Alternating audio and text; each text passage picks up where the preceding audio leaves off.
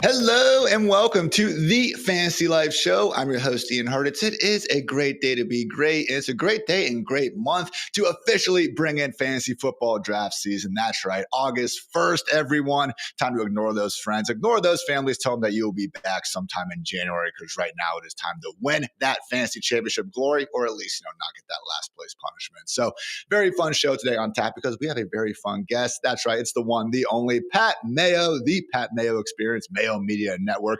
Mr. Pat, how you doing, my friend? Oh, I'm doing well. I like that you introduced. You start the season off with a fun guest, then you get to the real guest with the real information a little bit later on, and that's how you want to ease yourself in to draft season, at least in my mind. Hey, you're not wrong, my friend. Pat, you do a ton of cool stuff over at the Mayo Media Network, a ton of golf stuff. I enjoy going on and talking to you about our games before. You are much, much, much, much, much better than me. But you know what? We're always trying to get a little bit better. How the bets going with the Wyndham Championship right now? Yeah, most of the guys are off in the afternoon today, so hopefully they can post some birdies. Got bailed out by Hideki, started the round off with a triple bogey, then made 7 birdies in a row. See, is that what happens when you make a triple bogey? Do you then follow it up with 7 straight birdies? I have the horrible mistake, Pat, where I just can't shut my mouth. All right. So I had actually 9 straight holes last week where I managed to not get worse than a bogey as soon as I said that triple. That's just how golf works, though, right? Happens. I was out this morning before doing the show. I had a great round going. I went the elusive 6 on a par 3, followed up by an eagle on a par 5. So the 6-3 combo usually works the opposite way, but apparently not for me. Hey, man, Eagle, though, that is some good stuff. Talk about a true great day to be great there. So similar, I would say, to golf and fantasy football. Whenever I start saying, oh, if this guy just comes back to me, he gets sniped. Q Monster, just again, tons of shishas going on over there. But all right, everyone, we do have some actual fantasy news to get to. Time for our DraftKings opening lines.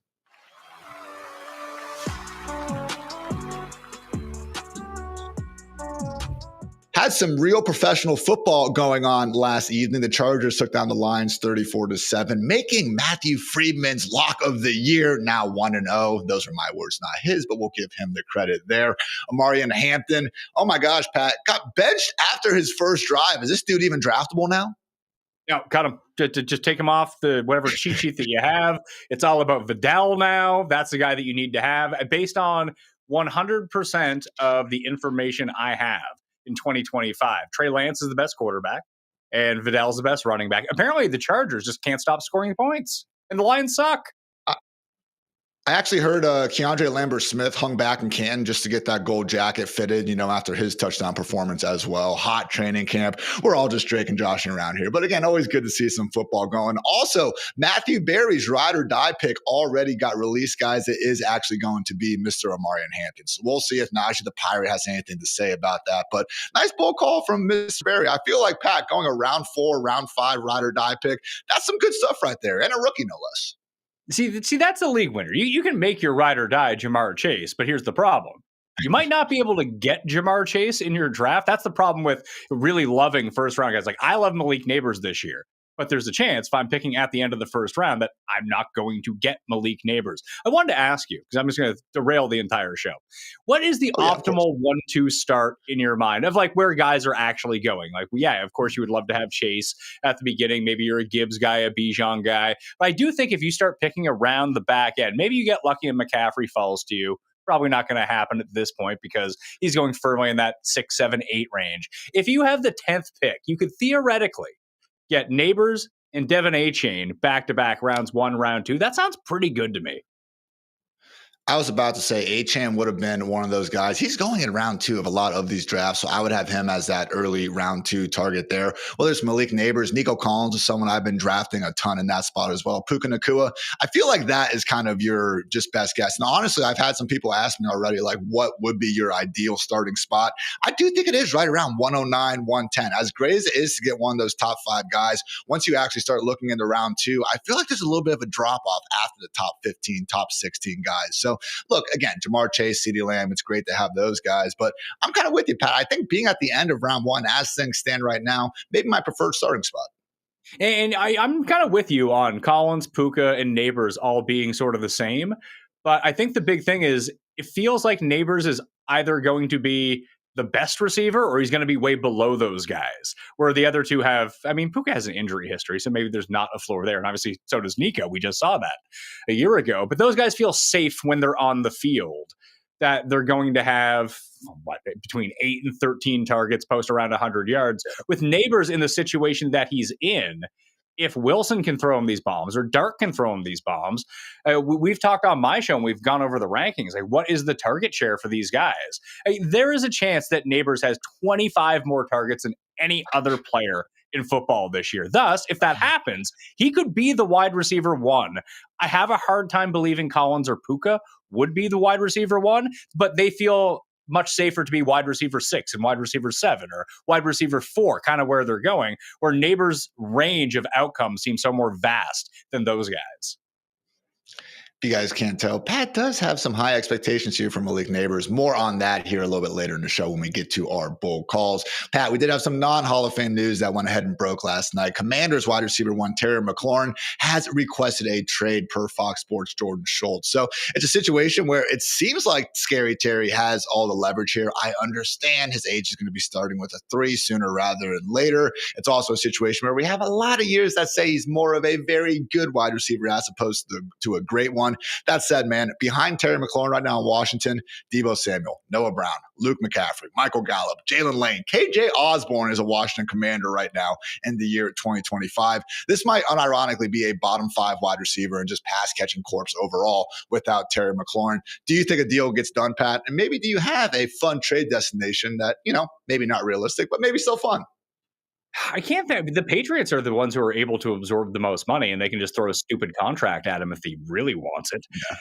I don't know where he gets traded to that they meet the demands of what he wants from Washington right now. Is he just going to demand to get traded, head to a different team, and then play under his current contract? I don't see that happening. So something would have to be worked out before that ends up going through. So I just think he either holds out or ends up back in Washington on a crappy deal. But it depends on how many years they want. Like, you can overpay him for the next 3, maybe call it 4 years, if you can probably cut him after 3 years, if that's the way that you want to do. But just line him up with Jaden Daniels when Jaden Daniels is going to end up getting his extension, overpay the guy, and it's probably going to be a crappy contract. But as you mentioned, he has the leverage right now because they're putrid without him, unless Luke McCaffrey is really the truth. I mean, I love Noah Brown. That's my guy, but You want to talk about dudes who can't stay on the field? He is one of them. He's not a one. He's like a three. If you're playing the outside, Debo, call him the two. Call Ertz maybe like on the same level as a guy to just kind of patrol around, being a big body that can do a ton after the catch. Sure, Noah Brown is great.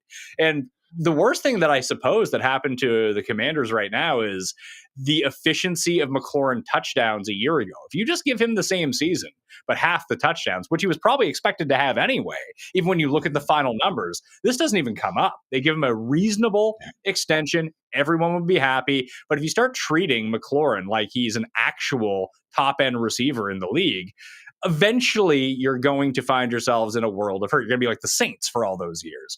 But because you have Daniels on this shortened contract, just overpay him for 3 years and get it over with. It hurts your team more with him not being out there right now.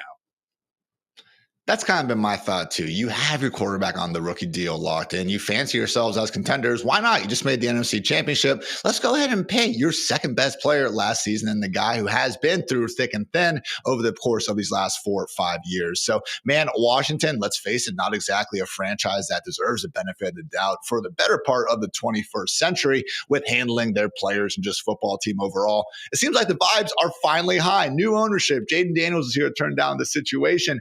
Just overpay the man a little bit at this point. So now everyone's not going to be laughing at your team. Unfortunately, that does seem to be a situation we are in for the time being. So allegedly wants DK Metcalf $30 million per year money. Pat, the only wide receivers right now making that annually. Jamar Chase, Justin Jefferson, CeeDee Lamb, Metcalf himself, Garrett Wilson, AJ Brown, Amon-Ra St. Brown, Brandon Ayuk, and Tyreek Hill. So I'm with you. Patriots would be pretty awesome out there. Bills and Chiefs for every wide receiver matchmaker. We can say that would be a lot of fun.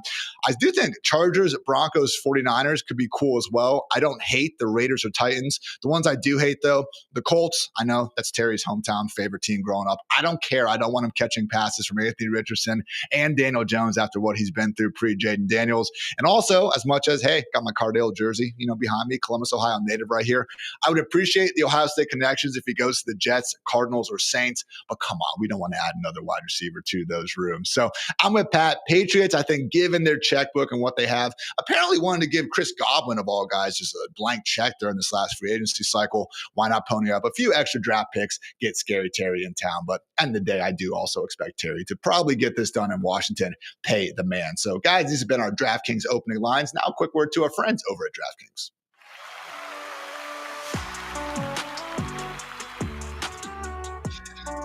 Baseball fans, summer is in full swing and the season is heating up. From mid-season rivalries to breakout performances, every game is packed with drama, and there is no better time to jump in with my partners at DraftKings Sportsbook. Right now, new customers who bet just $5 get $150 in bonus bets instantly. Whether it's towering home runs or clutch strikeouts, you won't want to miss a moment. Download the DraftKings Sportsbook app and sign up using my promo code FANTASYLIFE. The crown is yours. You can stay in on the action. Use your $150 in bonus bets on DraftKings same-game parlays for a shot at an even bigger payout. Combine multiple bets together from the same game. Love the thrill of live betting? Well, DraftKings has got you covered there. Bet live on in-progress games right as they happen, making watching the game that much more exciting. If sports betting is not yet available in your state, don't worry. You can still join in on all the fun with DraftKings Pick 6 and have the shot to win cash prizes. Download the DraftKings Sportsbook app now. New customers use my promo code FANTASYLIFE and bet just $5 on any wager. You get $150 in bonus bets instantly. That's promo code FANTASYLIFE only at DraftKings Sportsbook.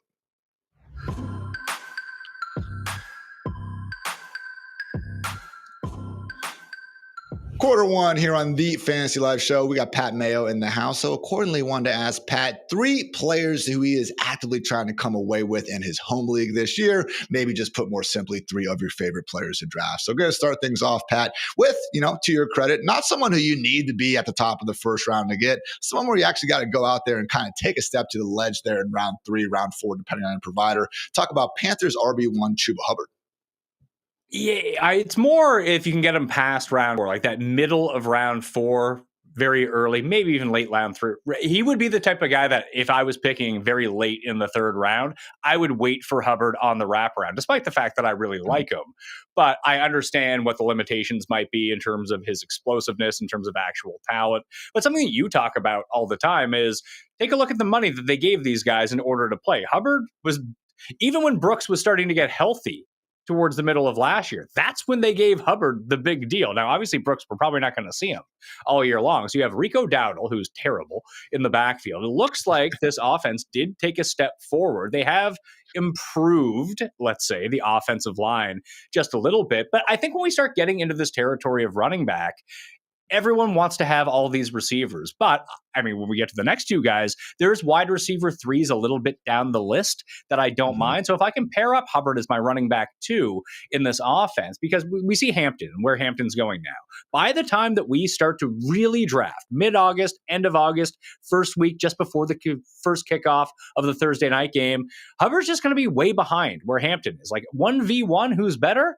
They're probably right around the same to me. I'm not expecting Hubbard to get 25 touches a game, but out of all of the guys in this category, I don't feel like he has any real competition for guys with a 17-touch floor every single week as long as they're healthy. And that's what we saw from Hubbard last year. Again, I don't think that Dowdle's going to do much about that. So you can lock in a very safe floor, albeit one that is not a – Chuba Hubbard is not a league winner by any stretch of the imagination. But he is someone that a good fantasy football team has as their running back 2 going into the season, where you take more chances with those higher upside guys in the first 3 rounds. Then you can take some swings a little bit later on, now that you know that you have that safety. So versus that Hampton tier, that Walker tier, yeah, I like those guys a little bit more, but they're just going to be going around higher than Hubbard is once drafts actually come along. So the best time to draft Hubbard is actually going to be in 2 weeks' time. It wasn't now. It wasn't 3 weeks ago, because what I'm talking about, everyone kind of sees, but there's no fun in drafting Chuba Hubbard. There's no explosiveness in drafting Chuba Hubbard. It's like why Marvin Harrison used to fall down in drafts. Senor, by the way, not Junior. That despite the fact that he would be a top 10 receiver, everyone had owned Marvin Harrison over the years. So they're like, I'm just going to draft someone new. It's not fun to have the guy who just puts up points every single week. Why? Because he doesn't ever put up 35 points. Oh, that 18 points in your lineup every week. What a travesty. But no, that's what Hubbard's doing. I had my home league draft in Chicago last Friday, and I'll tell you what, when I took Travis Hunter, that was fun. Okay, I was like, oh, look at me, everyone, this is sweet. I took Chuba Hubbard as well. It wasn't as fun, but that said, man, I do think it is a responsible move, particularly when you just need to still get that, elusive running back inside the top 4, even 5 rounds of your draft. So yeah, I actually kind of oversold it. He really is someone you can get in round 4 more drafts than not. Right now, going pick 50 overall at ESPN, 46 on Sleeper, 41 on Yahoo. So again, always check out our Fantasy Life ADP tool to see where these guys are going. But that's a reasonable price tag, man. You started things off talking about the money. 4-year, $33 million extension by the end of last season. All they gave Rico Dowdle was a 1-year, $2.75 million deal. So incentives up to 6, like every other NFL contract out there. Also not really pushing the needle too much on Trevor Etienne going there in round 4. So yeah, is Marvin Hampton very talented? Of course. He just got first round draft capital. I don't know, Pat. Maybe the guy who's just the RB4 behind only Derrick Henry, Jordan Mason, Saquon Barkley, and rushing yards over expected per carry. Maybe that Chuba Hubbard guy is pretty good in his own right. So like that call, I'm with you. Chuba, certainly one of those, anchor running backs that you can start building your lineup around in the first few rounds. Let's move on to some wide receivers. A guy who I will admit, kind of bullied me, put me in my place a little bit, deservedly so. Okay, we were talking on your show. You asked me about my Jacoby Myers ranking, and I had him around that wide receiver 40 line because, hey, it was above ADP, but, I kept referencing ADP. You said to hell with all that, rank the guy where you're going to rank him. I took that to heart, Pat, and he is now my wide receiver 27. So Jacoby Myers, I'm in. Please don't drag me down, man. Come on, we need this one. The problem is, it seems like a lot of people like Jacoby Myers, so the ADP has been rising. He's going just outside of the 7th round right now, which is still a very acceptable price tag. Taking a look at some of the other receivers who are going around or even 2 ahead of him, like Ted McMillan. Is Ted McMillan's upside higher than Jacoby Myers? Absolutely. I get that. But Myers is just good every single year, and people have vastly underrated 2 factors as it pertains to the Raiders this year. The defense still kind of terrible, so they're going to be giving up a ton of points. And Geno's performance indoors. It's really hard to overstate, despite the fact that Geno's not a top 10 quarterback in football. What would he be? In like 14th, 15th, somewhere around there? That's fair. And honestly, there are a lot of, film minds, if you will, that do have him as a top 10 quarterback. Yeah, well, they're wrong, so that's fine. But how much better than Aiden O'Connell is he? Like, think about the absolute jabronis chucking the ball to Raiders receivers over the past few years. Geno is such an upgrade from these guys. It's astonishing. Plus, where were Geno's worst games? Outdoors in Seattle. You get dude on a fast track, all of a sudden his passer rating goes way up, yards per game way up, touchdown to interception ratio way up when he starts playing indoors. And you still have Brock Bowers to alleviate some of the problems and actually stretch the field a little bit versus what Jakobi Meyers actually ends up doing. But for a guy who is presumably the wide receiver one on his team with little to nothing behind him, like you can talk yourself into Trey Tucker all you want. He's terrible. And he'll have his 3 catches that go over 60 yards. He's like the homeless man's Rashid Shaheed at this point. Meyers is a pair of steady hands. He moves the chain. As a former quarterback, he knows where to go on the field. It's very underrated when you get these sort of possession receivers. The fact that we didn't get to see Antoine Randall L utilized in this way, it was more trickery with him, but he was also playing behind some very good wide receivers at the time when the Steelers were making their Super Bowl runs. But Meyers' ability to anticipate the throw, anticipate the defense, being a former quarterback, just lends himself to being wide open a lot on very easy passes. If there's one thing you need to know about Geno, he's probably going to take the easy pass at this point of his career. If you need him to push it, he can, but he's at his best when he's taking 3 steps, making 1 read, taking 1 more look, boom, there's an open man, there's Meyers for 8 yards. It's going to be a lot of 7 for 77, but hopefully he can get a touchdown in there. Again, another good floor receiver for being a wide receiver 3 on your team. Hell, depending on how hard you go at wide receiver, he can be your receiver 4. If that's your receiver 4, it's a perfect wide receiver 4. He's a bye week fill-in. He's a flex play if you need him. But if you had to start him as a 3, I have him up near 25 in my rankings, and that's just kind of based on his lack of overall upside, almost like I talked about with Neighbors versus someone like Nico Collins and Puka Nacua, that there seems to be some sort of variation between floor and upside that for both, for Neighbors, it's going to be higher and lower than those 2 guys in the middle. Meyers is more of a middle guy, but this is where I like to take the middle guy, the safer guy at this point of the draft to solidify some of the shots that I took about later on. And some of the stuff about Jacoby's lack of upside has been overstated. What is so bad about having a guy who's been a wide receiver 2 in back-to-back seasons with all those bad quarterbacks you mentioned, with Devontae Adams also soaking up plenty of targets? I understand Brock Bowers is there as well, but nothing about, again, Thornton or even Besh makes me believe that Meyers, who also, by the way, is rumored to be seeing a contract extension here very soon, is going to be anything other than a triple-digit target earner. And man, Pat, I just feel like the more we look at this wide receiver 4 tier, it's like that Family Guy meme, like, oh my God, Matthew Golden could be anything. Like, okay, maybe he could even be Jakobi Meyers at a certain point. All right. So as much as, again, we want to say, oh, I want this wide receiver 4 with wide receiver 1 upside. Yeah. And then guess what? He turns into a wide receiver 5. Give me Jakobi Meyers, all those guaranteed targets. He's a good football player, even if I don't blame people for not exactly, putting themselves into a ton of Raiders and Patriots games over the years. So love me some Jakobi. For example, Romadunze, Mr. Italy himself, is going 5 to 10 picks ahead of Jakobi Meyers. I get it. I get why you would want to have the upside and potential fun of Romadunze. But Meyers is in that zone as Chuba Hubbard. Like, you're not going to see Hubbard break off an 80-yard run very often. He's not that type of running back. It's the same thing with Meyers, that you're rarely going to see Meyers like, oh, there's a 50-yard bomb who got behind the defense to Jakobi Meyers. The problem with those guys is they're wildly inconsistent. And we're talking home league here. We're talking full point PPR, half point PPR, whatever it is.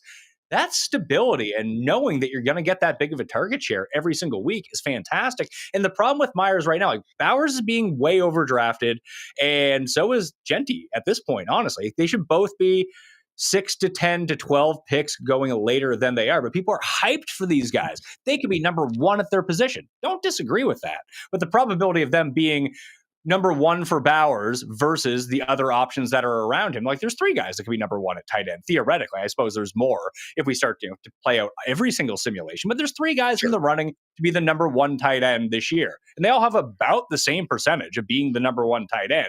Why would you take the guy who's going first? That doesn't make any sense to me.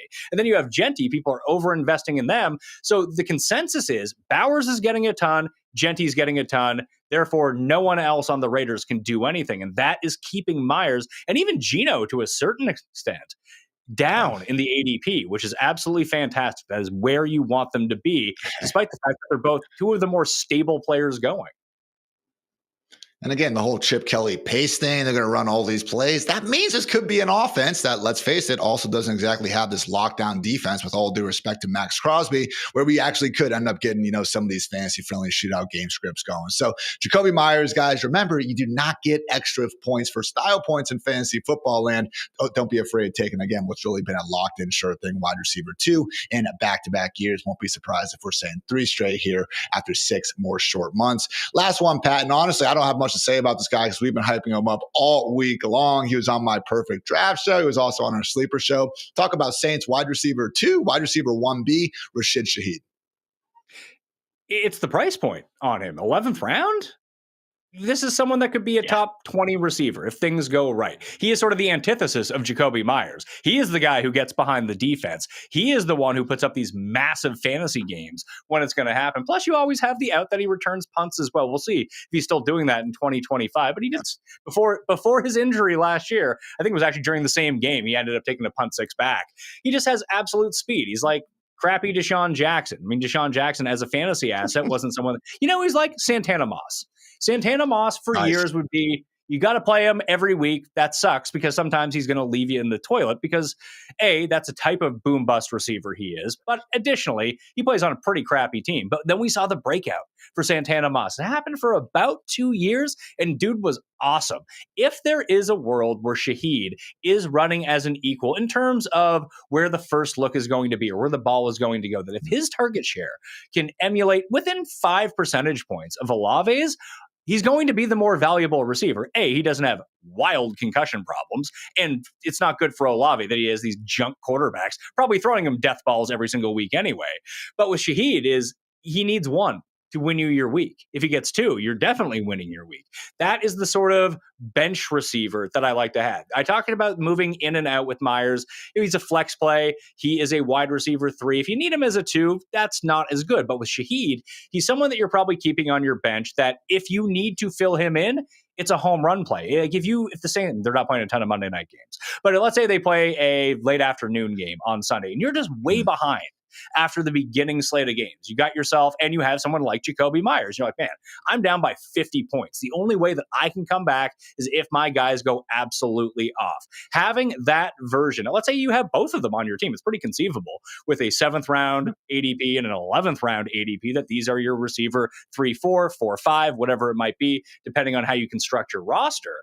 That, if you're up by 30 points, or if you're in a tight match and you look at his team, it's like, all right, I just need to get some points here. I can't afford to have a 0 or a 1 in my lineup. Plug in Meyers. But if you are behind and you need to take that home run swing to get way out in front or make these giant comebacks, Shaheed is the perfect type of receiver to do that because you know what you're dealing with. You're dealing with 25 points or 3. It feels like there's no value in that. But if deployed in the right way, depending on the makeup of your roster and the moves that you can make while the matchups are going on, knowing where you stand, having those two as a combo, I think, is perfect because they're the exact opposite type of fantasy player. And again, it's pretty rare to see this provocative one-hitter quitter home run ability that gets the people going, but Shaheed truly does have it in spades. 4 top 18 finishes in 6 weeks last year. We can call him boom or bust, but man, really did seem to be more like boom, boom, boom, and then maybe a bust in there, mixed in, because of course everyone's going to have that happen at one point or another. So Shaheed really, in my humble opinion, is one of the top single targets at wide receiver after the first 50 guys go off the board. Again, Pat, he's being priced next to like pure backups. That's what I'm saying. I've been taking a look at some of the receivers going way 3 rounds ahead of Shaheed right now. Stefan Diggs, who might be terrible. Like he might be absolutely cooked, might play 6 games and have to retire. Who knows? He's essentially in the same range as he's actually going around after Keon Coleman. What is going on? Oof. And I like me some Keon Coleman, but that right there is pretty ridiculous. So need for Shaheed, you got a lot of good fantasy names. That he's the 3rd best receiver on the Bills? Great. You mean the team that runs from the 1-yard line every time they got it? I think he could be like who we wanted regular season Gabe Davis could be. He's cheap too. We don't need to bring Keon Coleman slander into this, Pat.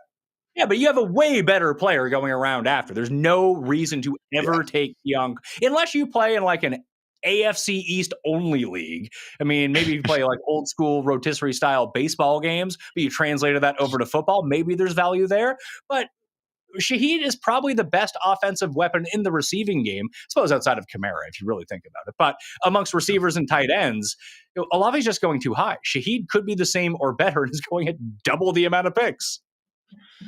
You guys heard from Pat Mayo, Chuba Hubbard, Jacoby Myers, Rashid Shaheed. If you guys are happen to be in Pat's home league, you should go ahead and snipe him on those guys. Otherwise, he will be getting them early and often. So good stuff there, Pat. Now, though, I wanted to highlight a handful of players who, based on where they finished last season, really have been climbing up the old ranks. We are buying or selling ADP climbers.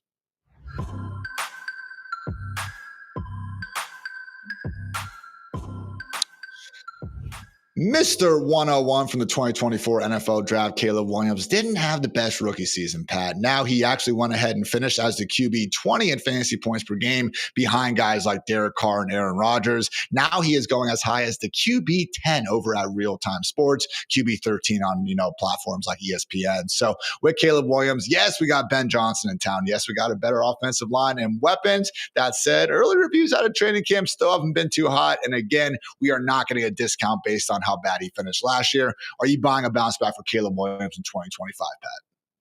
I am.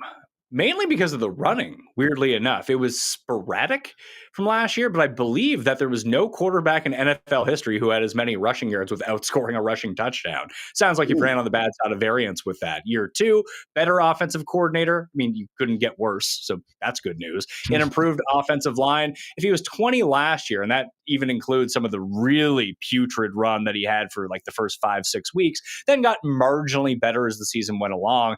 I think that there's everything. I don't want to say he's Justin Fields because he's not in terms of how he does on the ground, but he's a much better thrower. So you give him a competent offense with these weapons. If you can add in 500 yards rushing, it's not like he was immune to rushing in college. He ran all the time, and give him a few touchdowns there. I think Caleb Williams outscores Justin Fields. And I know that you and all the other fantasy people all love Justin Fields, but there's a reminder that Justin Fields sucks. And don't be surprised when he is terrible on your fantasy team.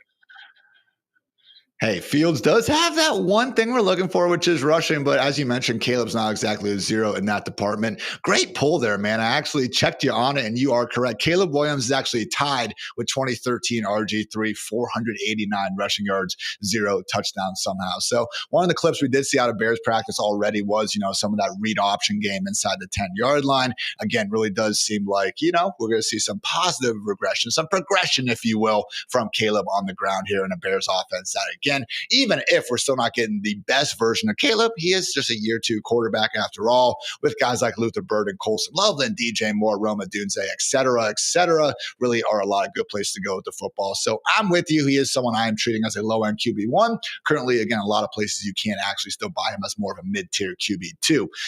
Go ahead. Oh, hold on. Just for comparison's sake, Fields versus Caleb Williams, because Williams is still going after Fields. And Fields does feel like the type of player where he's being talked up by so many people that when you actually get to a real draft, he's going to go a round or two higher than, he'll start going ahead of Baker Mayfield in your home leagues. It's not going to be representative on the real-time fantasy things or higher stakes leagues. That's just not how those operate. But when you get one or two guys who read a fantasy article in your league, you always have to watch out for that. The players that are being talked about, we talked about Shaheed. I talked about Shaheed. You said you were talking about him. He's going to be like an 8th round pick by the time the drafts get around, potentially, because enough people have talked him up. Everyone's talking up Fields. No one's really talking up Caleb Williams. I just looked at my projections right now. I have Justin Fields for 273 fantasy points this year, Caleb Williams for 270 fantasy points. And when we take a look at the rushing stats between them, it's a massive difference. I have Fields for double the amount of rushing attempts as Caleb Williams. There is a world where he's within 15 percentage points, not 50 percentage points. And if that was the case, Williams is probably outscoring him by, 45, 50 points. It could happen, man. Math is mathing there. I will just say, this has generally been why, though, I haven't gone out of my way in traditional, redraft leagues for either Caleb or Fields. If they fall to me and they are the quarterback that, again, is getting there later, that's fine. But we still got Justin Herbert. We got J.J. McCarthy. We have Jordan Love, who is 1 year removed from a top 5 finish that you can get in one of these later rounds. I mean, I hear you, but I continue to think the answer at quarterback, man, if you want to go early, go with a Josh Allen, go with a Lamar Jackson. Otherwise, go ahead and wait, because there's going to be a Brock Purdy or maybe even a Caleb Williams that is still going to rather inexplicably be there in round 12 or something.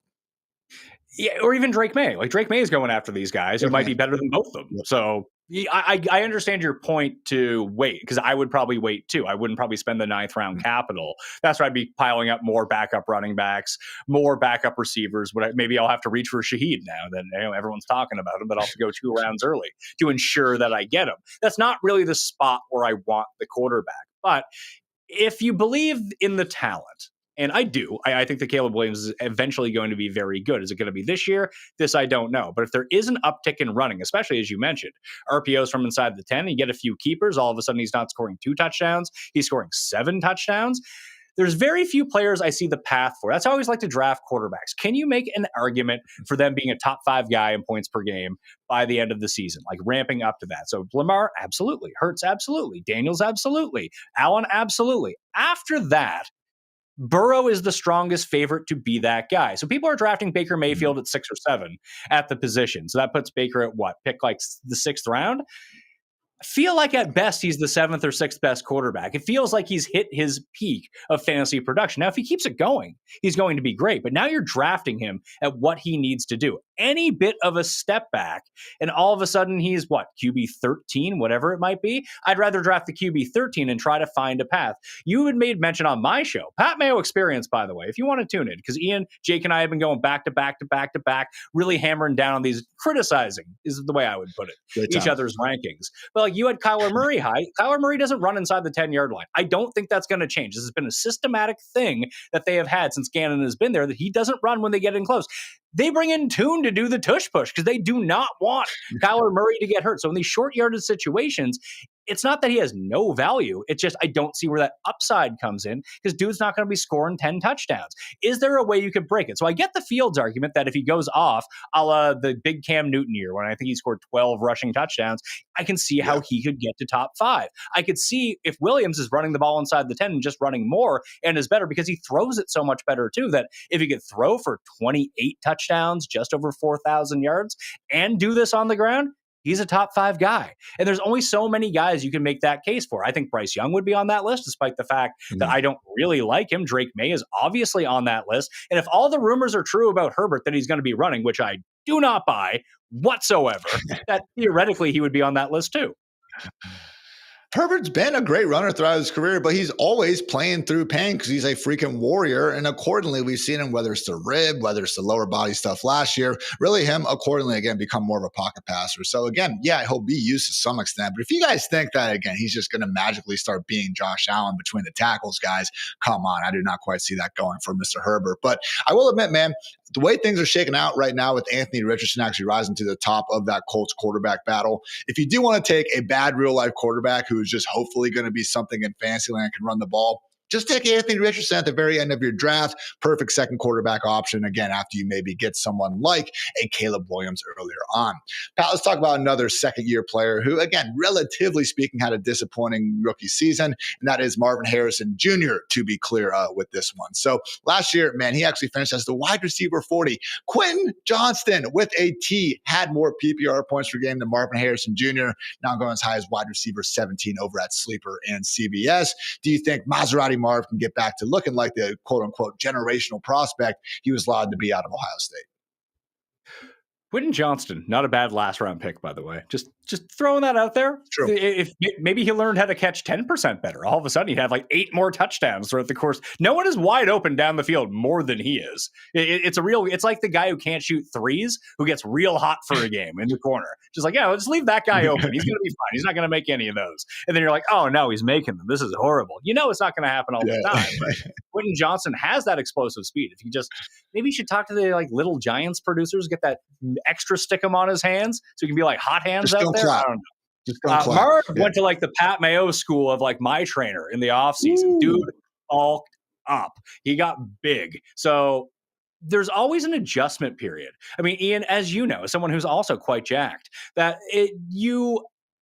when you transform your body in a certain way, it does take a little bit of time to get back, not necessarily the athleticism, because obviously you're more powerful. It's being comfortable in using your new skills. So obviously his old skills were not really working for him all that great last year.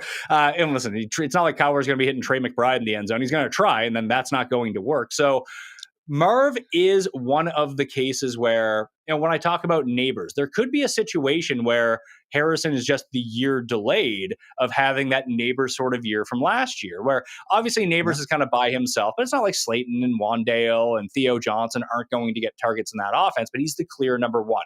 McBride does feel like the number one in the Cardinals offense. So as it pertains to Marv can he be more efficient?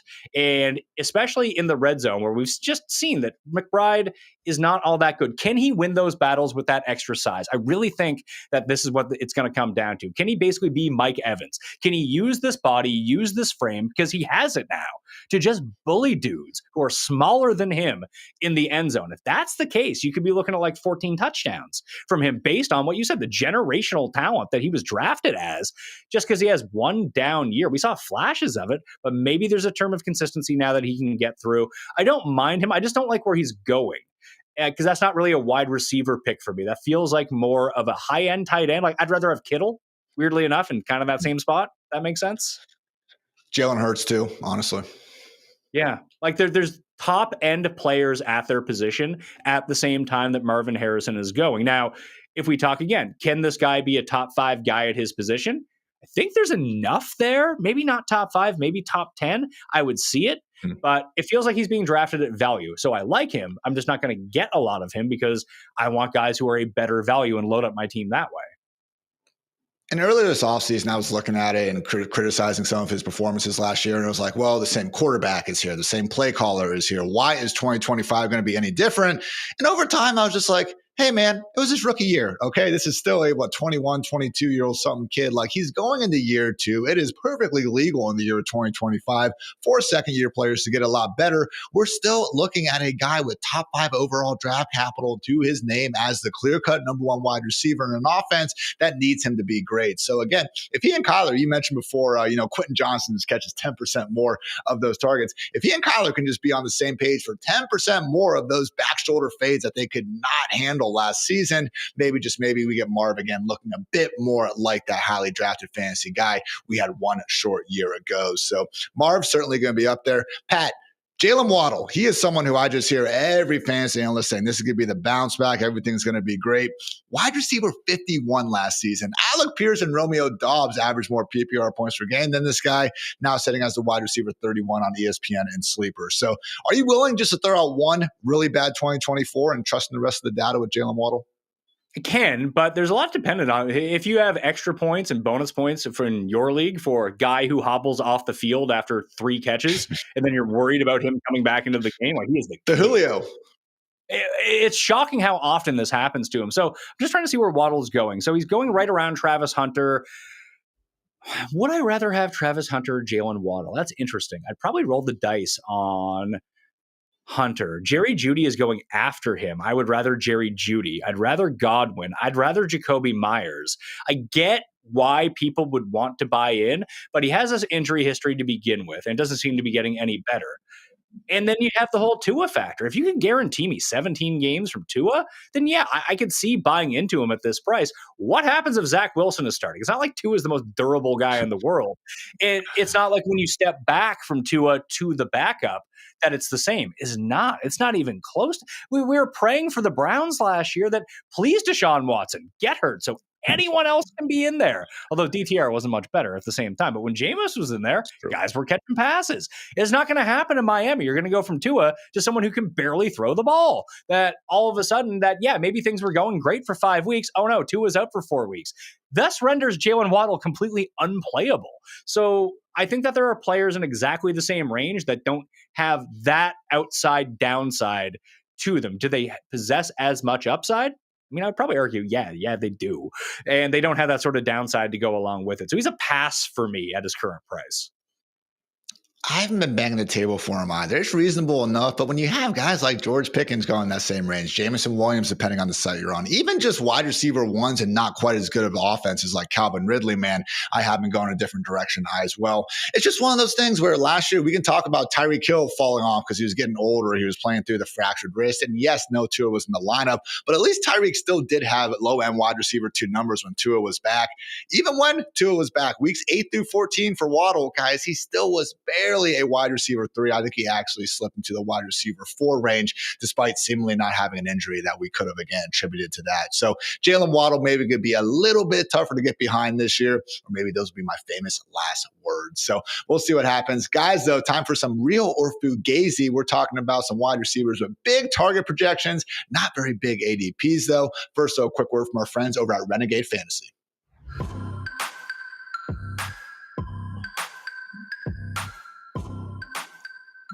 Fantasy football players, aren't you done watching your season crumble because of injuries or underperforming players? Well, welcome to Renegade Fantasy Football, the only app that lets you substitute players in real time. No more losing Sundays, no more lost points, no more could have won if. With Renegade, you're not just a GM, you're the coach. Call the shots, make the moves, win your league, step out of that luxury box and onto the field.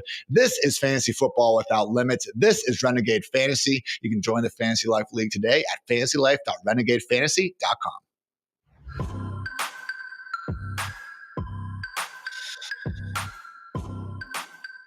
All right, Pat, I was using some of our Fantasy Life projections the other days. By the way, if you guys are trying to get all of our Fantasy Life tools, utilization, rankings, projections, all that much more, code Ian will get you a cool 20% off. So check that out. But anyway, I want to see what wide receivers are fairly buried down the ranks, but actually still are projected to get triple-digit targets. Just 3 of them actually are projected for 100-plus targets and being ranked as a wide receiver 50 or lower in consensus ADP.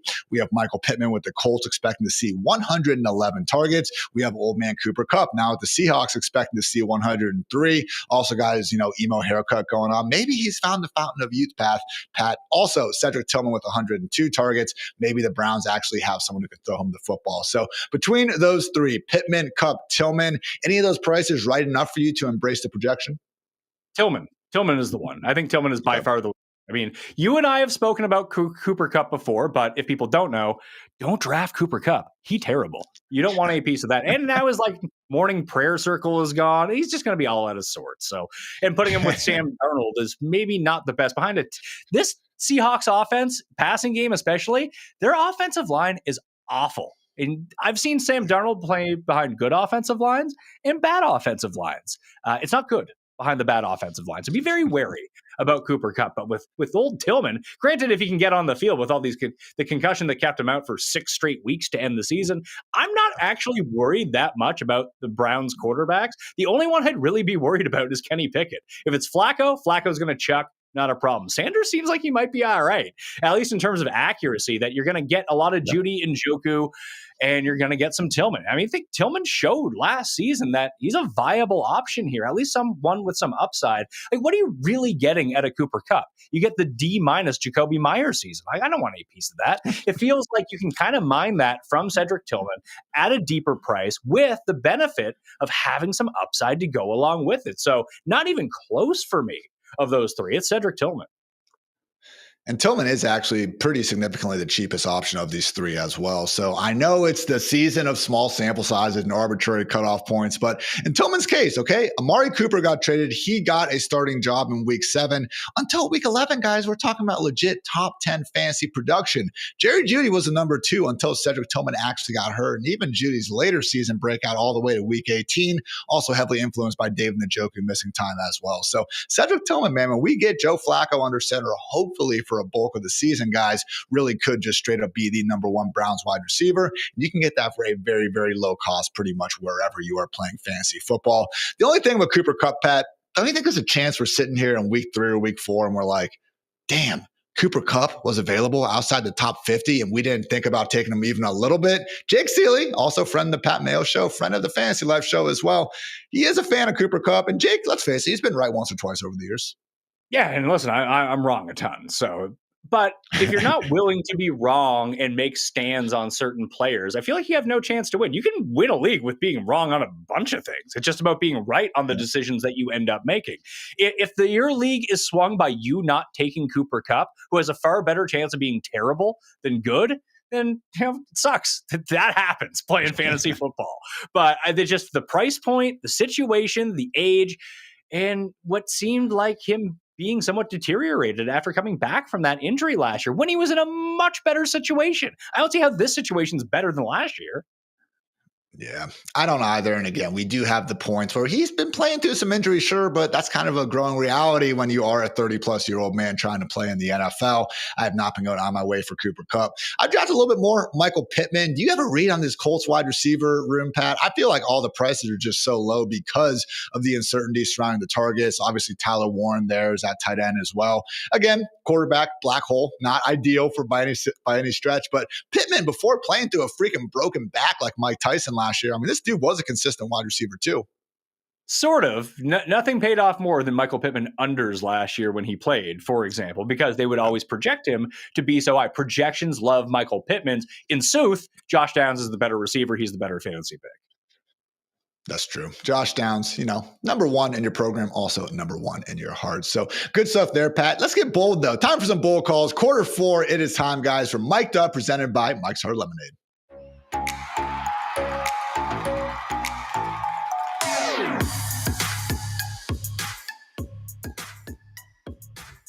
This season, we're turning up the heat and handing over the mic. Brought to you by Mike's Hard Lemonade. It is time to go hard for your league with our new weekly segment, Mic'd Up. Pat, I'm handing you the mic. What is your first bold call for the 2025 season? You've heard me somewhat tease it throughout the entire show, but I need a bit of variance to break my way, some good touchdown luck to run in my favor, and obviously some injury luck, because you're always going to need a bit of injury luck at the same time. Malik Neighbors is going to be the number one wide receiver this year.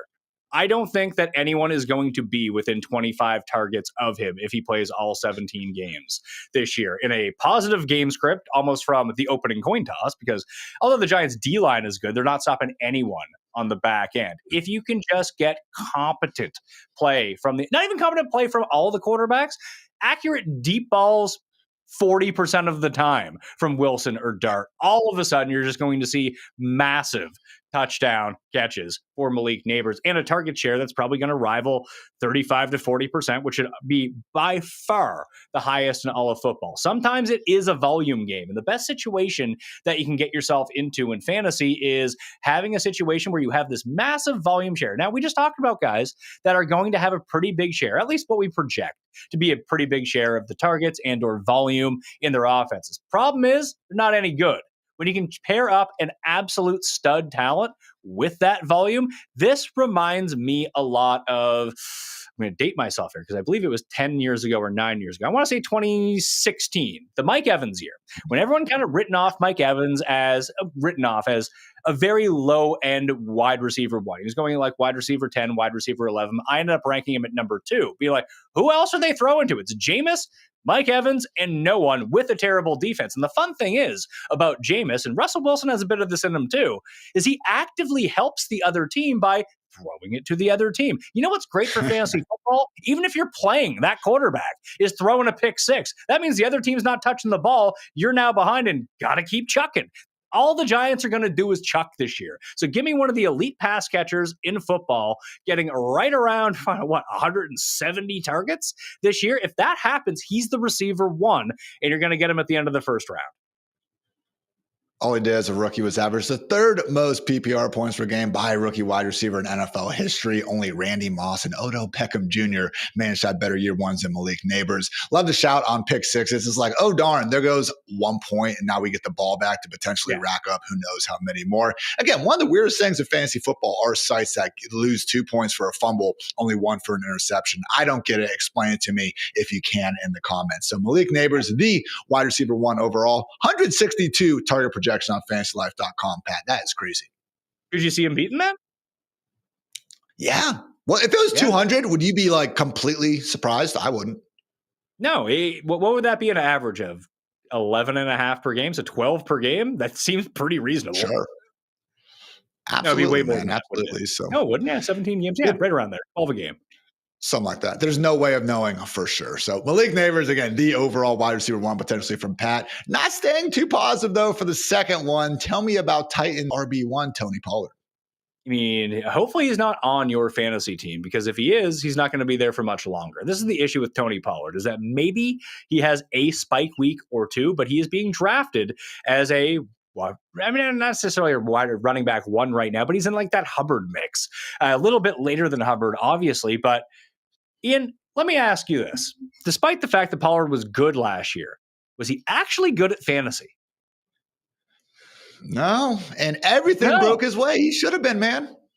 Yeah, but he wasn't, and everything broke his way. So Spears is the much better pick just based on value anyway. Now, if they're both there, I wouldn't see Spears actually having a ton of value. So what you would want is Pollard to go away and get hurt. But if you draft this guy and you're waiting for him to start on your team, he's even a terrible bench guy because you don't want to play him in your lineup. That his good games just simply are not good for fantasy. Maybe in real life, that's a totally different story. This ain't real life. This is the Titans, and their offense isn't very good. Maybe Ward ends up becoming something special, and maybe he elevates everyone, but they just do not move the ball enough down near a goal line to give someone an opportunity to score a bunch of touchdowns. If he's not scoring touchdowns, he's not doing anything. You're probably going to end up dropping him, would be my call this year. Or if you do have him, he'll be one of those guys that because he's Tony Pollard that you play, and then you lose because you've played Tony Pollard. Again, just low-end RB2 numbers last season, despite being an offense that actually gave him a 90% snap rate during certain weeks, despite having good yards after contact numbers after the whole tightrope year in Dallas in 2023. So again, as always, don't hate the player, hate the ADP, but I'm looking at our ADP tool right now, Pat, and I mean, over on Yahoo, pick 66, pick 57 on CBS. Meanwhile, he's nearly going outside the top 100 over on ESPN. So again, pick 100, Tony Pollard. Okay, maybe I can get myself there, but I actually just did a real-time sports draft with Dwayne McFarland. It's going to be live on our YouTube channel on Saturday. And Dwayne's with you. He says, give me Tyjae Spears, especially at the price discount. So take a look at some of the names that are going around him. So pick 702. So beginning of the 7th round. You go up around, you got DeAndre Swift, RJ Harvey, Caleb Johnson, Aaron Jones, all of the 4 guys going ahead of him. We talked about the Bears earlier. I actually like DeAndre Swift. He's a pretty low price for if you think that offense takes a leap. I could actually see him being a big part of that. If it's not Caleb Williams just kind of busting out in terms of fantasy points, all those fantasy points that I'd be projecting for the upside for Caleb Williams would actually probably fall to DeAndre Swift. He's just frustrating to own. So I get why he's going in the 6th round. So then you get to the 7th round. You have Pollard. Who's going right after him? Pacheco. Pacheco might be dust. It might be garbage, but there is no world where I would take Pollard over Isaiah Pacheco, knowing what the outcome for Pacheco is at the top end and knowing what it is for Pollard, which is not nothing. Exactly, man. Pacheco. If you're right on Pacheco, you have an RB1 in the Chiefs offense. If you're right on Pollard, you have what you had last year. And were you even that excited about Pollard in the first place last year? I think it's a great point all around, Pat. And that's a wrap on this week's edition of Mic'd Up, presented by Mike's Hard Lemonade, brought to you by Mike's Hard Lemonade. Bold flavor for bold takes. Great stuff, Pat. We appreciate you joining the show. Again, people can find you over at the Mayo Media Network, the Pat Mayo Experience. Looking forward to getting back there with you and Jake Seeley here throughout the rest of the offseason and into the 2025 regular season. So for Pat, for producer Matt, for producer Kelsey, I'm Ian. Thanks again for tuning in to the Fantasy Life Show. And until next time, take care, everybody.